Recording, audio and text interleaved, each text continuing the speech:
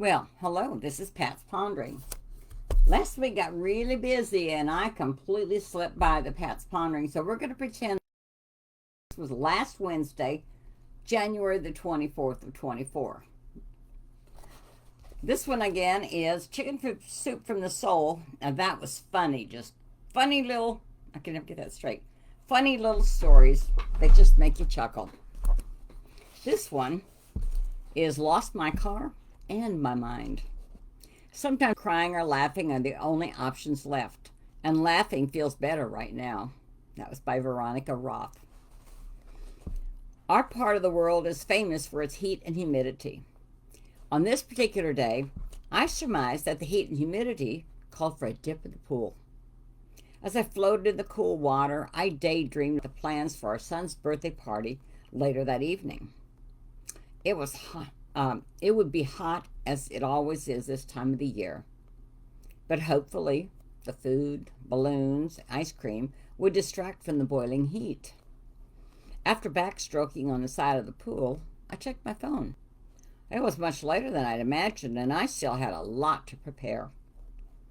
I was going to have to hurry. I threw on a cover-up, slipped on flip-flops, tied my hair in a wet knot, mimicking the messy bun hair tutorial I had watched the night before on Instagram.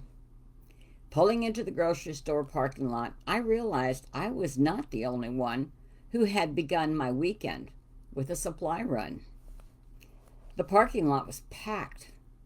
I finally located an open space by not so stealthily stalking an existing shopper. I think she's talking about waiting until they back out and grab that spot. We've all done that. Pulling in and exiting the car with 50-year-old cheetah-like speed, I ran in and around the store collecting what I needed.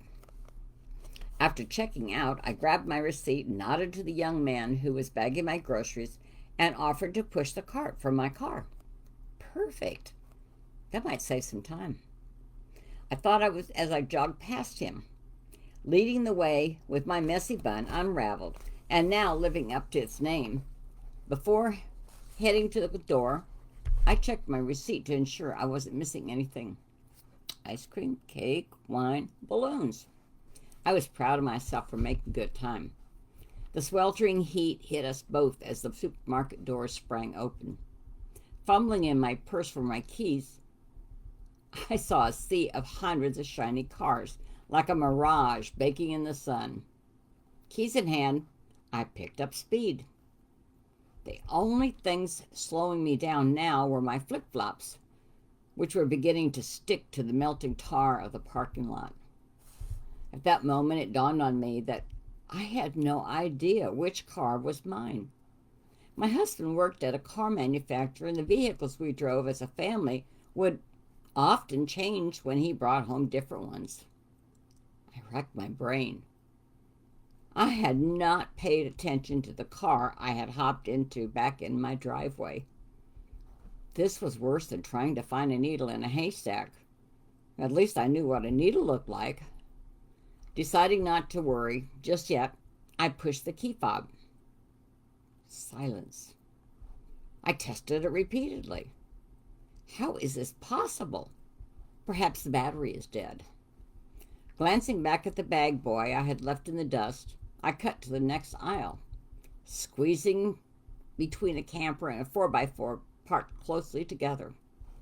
This way, I yelled, knowing the car would not fit through, and he would be forced to go all the way around, hopefully giving me time to locate my stupid car.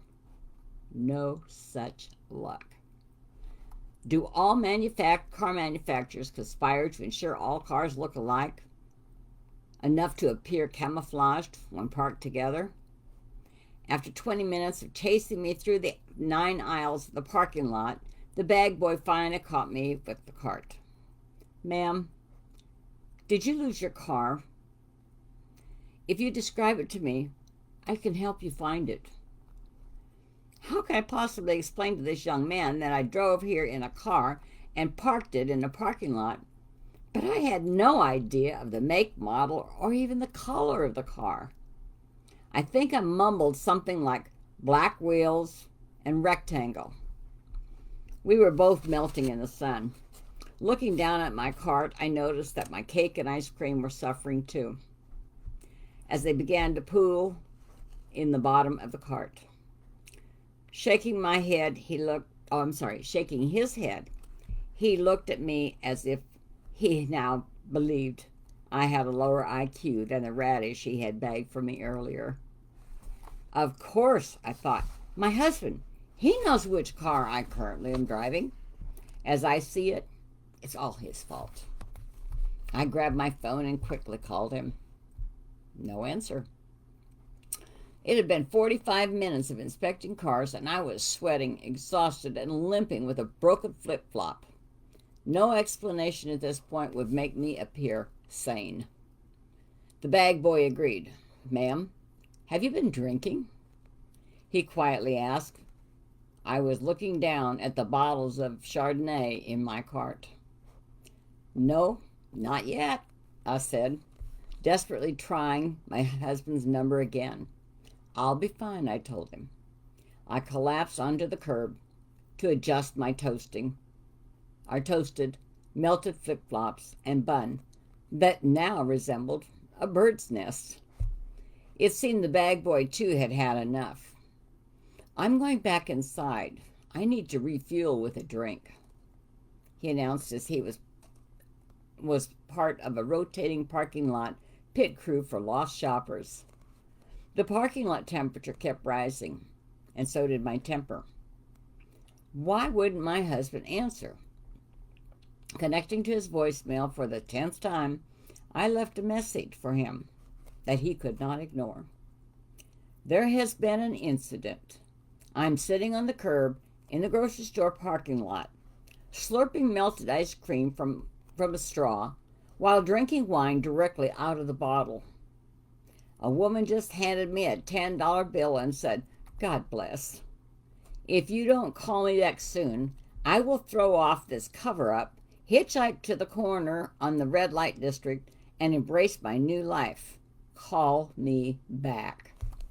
After eating half the cake and drinking half the wine, I was losing both hope and my mind. I took out my receipt and scratched a few words on it. If you're reading this, you probably found my body in the grocery store parking lot. I tried to be a good mother and put on a great birthday party for my son. But instead, I died of heat, humidity, and humiliation because I couldn't identify my car and my husband didn't call me back. I untied the balloons from the grocery cart, attached the receipt, let them go, and watched them float away. I glanced down in time to see an older gentleman in overalls crossing the parking lot toward me. He had a friendly smile and kind eyes. Young lady, I noticed you can't find your car. I nodded in absolute defeat. I can help you, he said, with calm assurance. For a moment, I felt new hope. He seemed so confident. At last, staring at my shopping cart, I realized it now contained only half of the cake, no ice cream, no wine, and no balloons. If he could help me find my car, I could at least drag myself home. No problem, he said. Now, what does your car look like? By Kimberly Averly. Can you imagine going through all that? I don't know where she was located, but that heat and on that scorching heat, all the asphalt so melting. Oh my, how frustrating. And to think of it, now she's going to have to go back into that store, get all of her stuff, but I think she'll find her car first before she does that. So, unexpected things happen. We just have to learn to roll with it.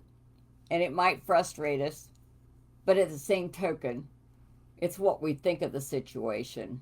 Now, she could laugh and she could get frustrated. But I have a feeling she probably did both, because after she told the story to her husband, I'm sure they had a good laugh about it. So I hope your day is good.